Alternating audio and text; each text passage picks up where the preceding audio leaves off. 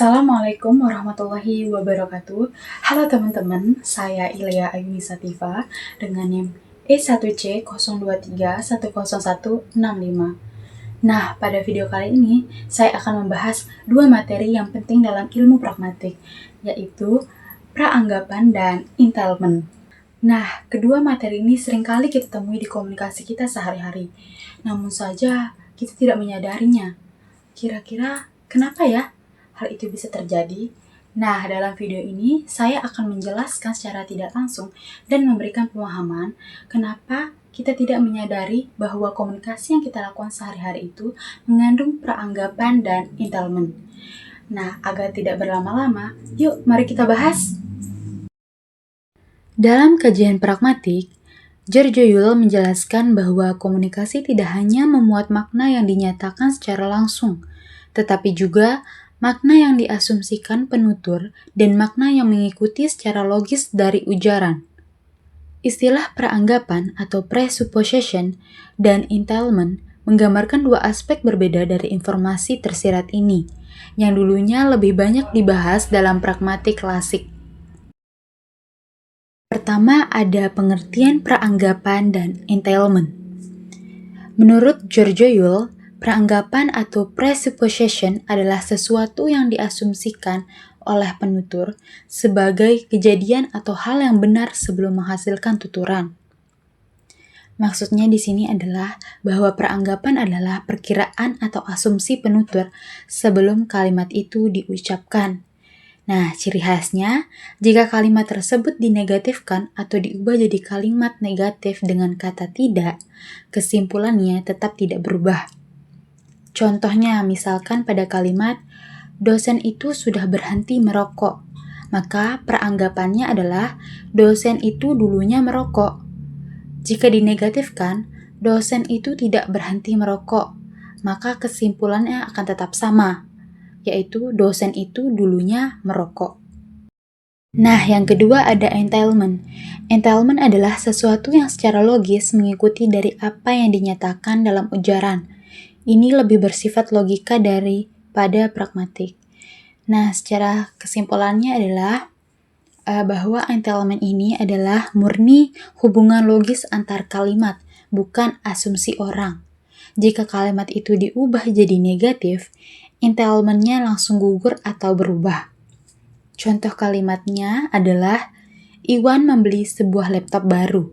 Maka entailment-nya adalah Iwan membeli sesuatu dan Iwan punya laptop. Jika dijadikan kalimat negatif, Iwan tidak membeli sebuah laptop baru. Maka kesimpulannya tadi langsung gugur karena Iwan tidak membeli apa-apa. Selanjutnya ada jenis-jenis praanggapan.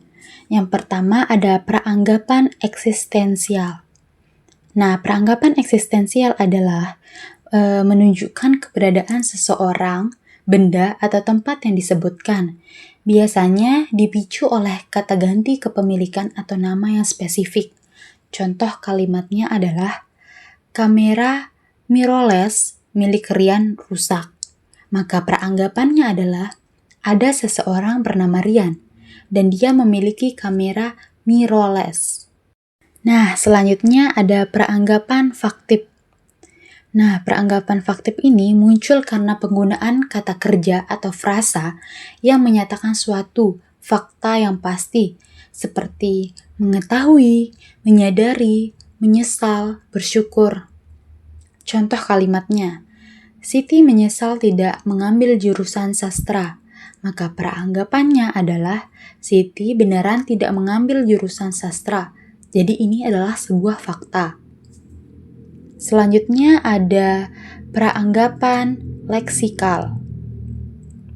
Praanggapan leksikal dipicu oleh makna kata tertentu yang mengisyaratkan adanya situasi di masa lalu, seperti kata berhenti, mulai, lagi, berhasil. Contoh kalimatnya adalah, dia terlambat kuliah lagi. Maka praanggapannya adalah, dia sudah pernah terlambat kuliah sebelumnya. Nah, selanjutnya ada praanggapan struktural. Nah, praanggapan struktural ini dipicu oleh struktur kalimat tanya, terutama kata tanya 5W plus 1H. Pertanyaan ini mengasumsikan sebagian informasi dalam kalimat sudah pasti benar. Contoh kalimatnya, di mana kamu membeli novel itu, maka peranggapannya adalah bahwa kamu membeli novel. Selanjutnya, ada peranggapan non-faktif. Peranggapan non-faktif ini dipicu oleh kata yang menyatakan angan-angan, dugaan, atau sesuatu yang belum tentu terjadi, seperti kata membayangkan, bermimpi, ataupun berpura-pura. Contoh kalimatnya adalah, aku bermimpi kita liburan ke Lombok. Maka peranggapannya adalah, kita sekarang tidak sedang liburan ke Lombok.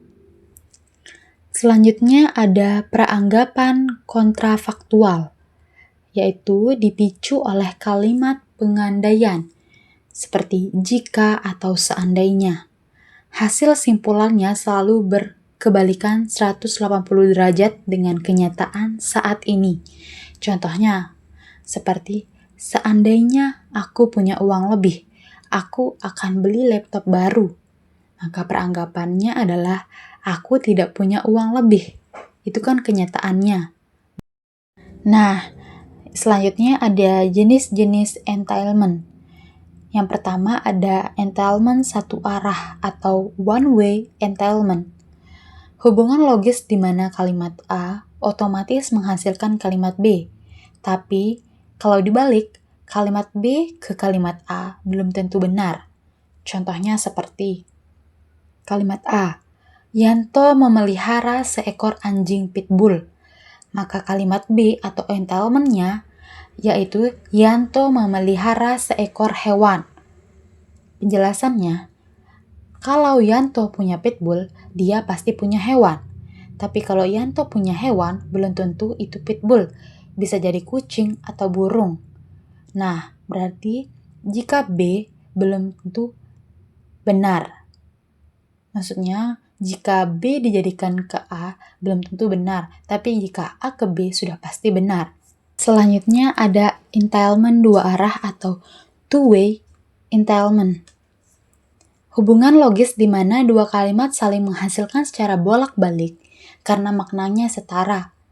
Biasanya terjadi karena hubungan sinonim atau kalimat aktif pasif. Contohnya seperti kalimat A, Andi adalah seorang duda, maka kalimat B atau entitlement-nya adalah Andi adalah laki-laki yang pernah menikah dan sekarang tidak beristri. Maka penjelasannya, dua kalimat ini maknanya sama persis karena faktor sinonim kata duda. Jadi, jika kalimat A benar, maka B juga benar. Dan jika dibalik, kalimat B pertama, maka kalimat A juga pasti benar. Nah, selanjutnya ada entitlement metafora. Secara singkatnya, entitlement metafora ini adalah kesimpulan logis yang kita tarik dari sebuah ungkapan kiasan, yang dimana maknanya tidak diartikan secara kaku atau harfiah, melainkan berdasarkan sifat-sifat tersirat dari metafora tersebut. Contoh ungkapannya atau kalimatnya, rapat hari ini berjalan sangat alot, maka makna harfiahnya, kata alot biasanya digunakan untuk daging yang keras dan susah dikunyah. Rapat tentu saja bukan benda mati yang bisa dikunyah. Maka entitlement metaforanya adalah karena kita tahu sifat sesuatu yang alot itu keras, melelahkan, dan buat usaha ekstra untuk diselesaikan, maka secara otomatis muncul kesimpulan logis bahwa rapat tersebut berlangsung sengit, penuh perdebatan, dan sulit mencapai kesepakatan. Selanjutnya, yang terakhir ada kesimpulan. Kesimpulannya adalah peranggapan dan entitlement merupakan dua konsep kunci dalam pragmatik yang mengungkap makna tersirat dalam tuturan. Peranggapan berasal dari asumsi subjektif penutur yang bertahan meski kalimat dinegasikan. Sementara entitlement ada implikasi logis objektif yang melekat pada kalimat dan hilang saat negasi. Memahami keduanya termasuk masalah proyeksi pada peranggapan, membantu menganalisis bagaimana pesan tersembunyi dikomunikasikan secara efektif dalam percakapan sehari-hari. Baiklah teman-teman, berdasarkan penjelasan tadi, dapat diketahui bahwa perbedaan antara peranggapan dengan entitlement secara sederhananya adalah peranggapan adalah hal yang diasumsikan sudah benar sebelum kalimat itu disampaikan, sedangkan entitlement adalah hal yang harus benar jika kalimat utamanya benar. Nah, kedua materi ini sama-sama penting dalam memahami makna tersirat dalam tuturan, baik itu lisan maupun tulisan. Dan semoga apa yang sudah saya sampaikan bermanfaat bagi teman-teman. Mungkin itu saja yang dapat saya sampaikan. Sampai jumpa untuk video selanjutnya. Wabillahi taufiq wal hidayah. Wassalamualaikum warahmatullahi wabarakatuh. See you guys.